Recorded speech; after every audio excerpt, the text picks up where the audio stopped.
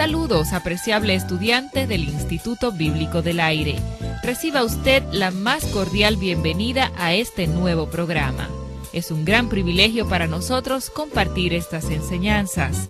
Aquí todo listo para continuar con la serie sobre el Nuevo Testamento. Con usted, Alberto Ovalle.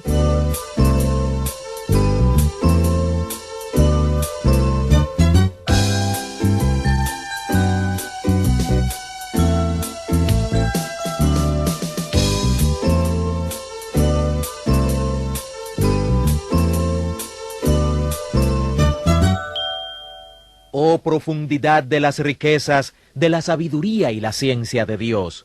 Cuán insondables son sus juicios e inescrutables sus caminos. ¿Por qué? ¿Quién entendió la mente del Señor? ¿O quién fue su consejero? ¿O quién le dio a él primero para que le fuese recompensado? Porque de él, y por él, y para él son todas las cosas, a él sea la gloria por los siglos. Amén.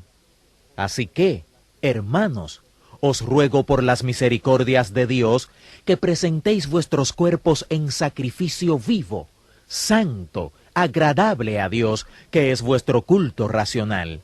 No os conforméis a este siglo, sino transformaos por medio de la renovación de vuestro entendimiento, para que comprobéis cuál sea la buena voluntad de Dios, agradable y perfecta.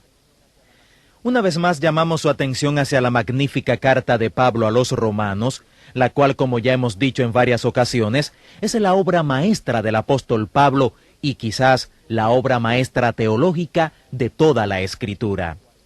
Este libro tiene un magnífico argumento, es un argumento que está lleno de lógica inspirada desde el mismo comienzo hasta el final de esta epístola. Es bueno tratar de escribir un resumen del argumento del apóstol Pablo en esta magnífica carta a los romanos. Si usted ha tratado de hacer eso y ha estado tratando de sacar el argumento de Pablo en la carta a los romanos, nos gustaría sugerirle algunos lugares donde hay lo que podríamos llamar junturas en esta carta. La primera juntura son los primeros 2 versículos del capítulo 5, donde dice: justificados pues por la fe, tenemos paz para con Dios por medio de nuestro Señor Jesucristo, por quien también tenemos entrada por la fe a esta gracia, en la cual estamos firmes y nos gloriamos en la esperanza de la gloria de Dios. Esa es la juntura en el argumento de Pablo en esta magnífica carta a los romanos. En el primer versículo del capítulo 5, él resume los primeros 4 capítulos de su argumento cuando llega a la conclusión de que, justificados pues por la fe, tenemos paz para con Dios por medio de nuestro Señor Jesucristo. Eso resume los primeros 4 capítulos y luego introduce los segundos 4 diciendo: por quien tenemos entrada por la fe a esta gracia en la cual estamos firmes y nos gloriamos en la esperanza de la gloria de Dios.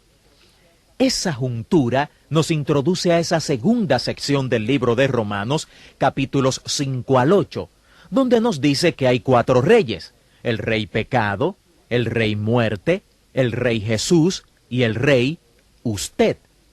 El mensaje es: Jesús es un ganador y usted también puede serlo.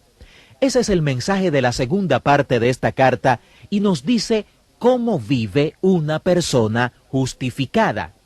Bien, una persona justificada vive como una persona que ha sido declarada justa, vive correctamente, está firme en un mundo de pecado. ¿Cómo puede estar firme en un mundo de pecado? Bueno, tiene que saber sobre los 4 reyes y esa sección finaliza en otra juntura. Al final del capítulo 7, el comienzo del capítulo 8, tenemos otra importante juntura en el argumento de Pablo en esta magnífica carta. Y al final del capítulo 7 y al comienzo del 8 nos habla de 4 leyes espirituales: la ley de Dios, la cual es la Escritura; la ley del pecado, la cual es el statu quo, ese desorden en el que estamos; la palabra de Dios, la ley de Dios, revelará otra ley en nuestros miembros: la ley del pecado y de la muerte, sus consecuencias. Cuando llega el capítulo 8 nos da las buenas noticias sobre la tercera ley espiritual, la ley del Espíritu de vida en Cristo Jesús, que puede librarnos de la ley del pecado y de la muerte. Esas son las buenas noticias en esta sección, que podríamos llamar la sección de santificación de esta carta, porque él nos está diciendo cómo vivir una vida apartada para seguir a Jesús y a Dios. Todo esto llega a ser muy práctico allí en el capítulo 8, cuando nos habla de la mente, del pensamiento. La mente que tiene su pensamiento en la carne solo sacará obras de la carne, pero la mente que piensa en las cosas del Espíritu sacará frutos del Espíritu. Esta es una ley muy práctica, esa cuarta ley espiritual, y esa es la ley que puede hacer la diferencia entre estar firmes para Dios y vivir una vida que le glorifique, o caer y no vivir una vida que glorifique a Dios. Otra juntura en esta carta es la que comenzamos en esta lección. Después de decirnos en los primeros 4 capítulos lo que Dios es, lo que Dios demanda, lo que Dios condena, lo que Dios sabe, lo que Dios ha hecho y lo que Dios quiere que hagamos, después de decirnos las buenas noticias de nuestra salvación en esa bella manera en los primeros 4 capítulos, y después de decirnos cómo podemos vivir como personas justificadas en la segunda sección de esta carta, Pablo nos habla sobre Israel y cómo el plan de Dios para la consumación de la historia humana se va a centrar alrededor de Israel. Y él entra en algunas cosas muy profundas en los capítulos 9 a 11. Habla sobre la elección, habla sobre 2 gemelos en el vientre de una madre, Esaú y Jacob, en el vientre de Rebeca, como aun cuando ninguno de los niños había hecho cosas malas o buenas, Dios dice, amo a uno y aborrezco al otro. Así que Dios tiene un destino, un plan para esos 2 niños que aún no habían nacido. Esto es muy duro, es difícil de aceptar para nosotros, casi nos sentimos como que Dios debió consultar eso con nosotros antes de hacerlo, porque no es justo.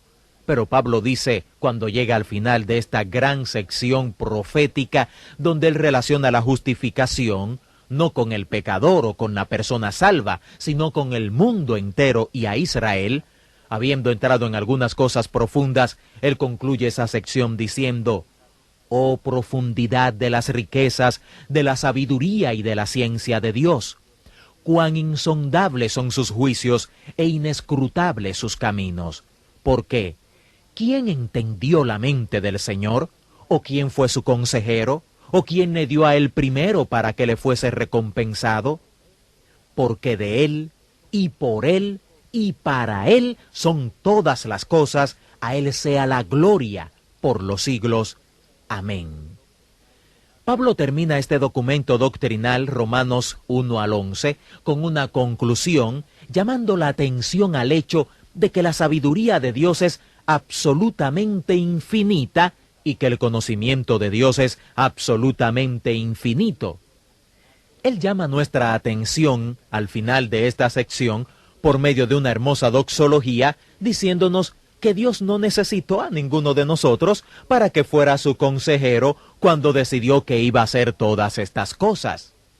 Nos ha hablado de cosas maravillosas, y si usted va desde el capítulo 1, todo este plan de justificación y santificación y su plan profético para la consumación de la historia humana y todo esto, él concluye todo esto en un solo paquete, cuando dice, escuchen, solo piensen en lo infinitamente sabio que es Dios.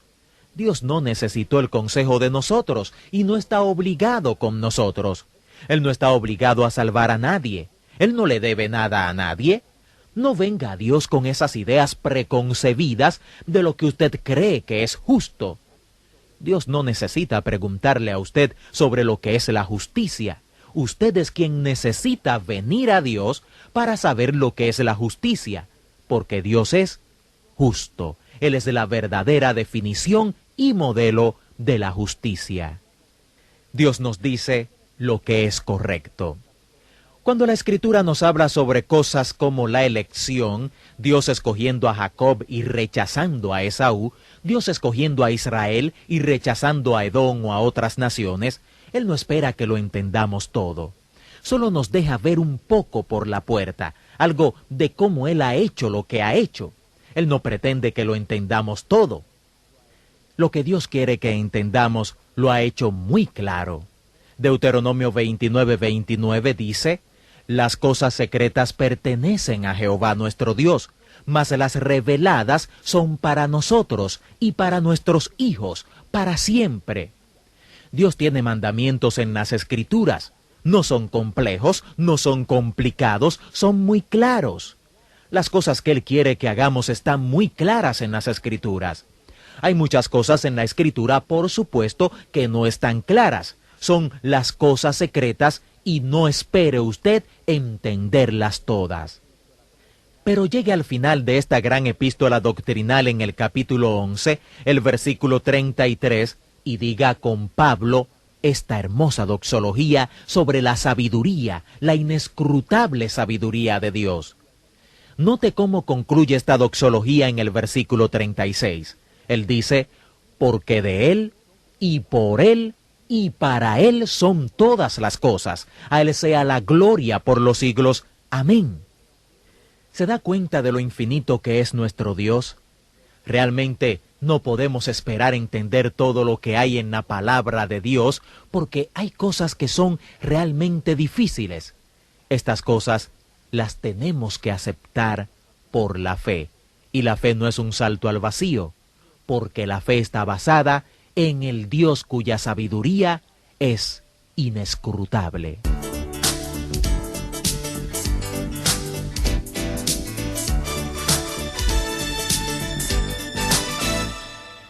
Así finaliza otra importante clase del Instituto Bíblico del Aire. El IVA le ofrece gratuitamente a vuelta de correos notas impresas de esta serie sobre el Nuevo Testamento. También nos gustaría escuchar su testimonio de la forma en que estos estudios son de utilidad para usted. Escríbanos al Instituto Bíblico del Aire, apartado 2805, Miami, Florida, 33265, Estados Unidos, o al correo electrónico iba@transmundial.org. Que Dios le bendiga y hasta nuestra próxima clase.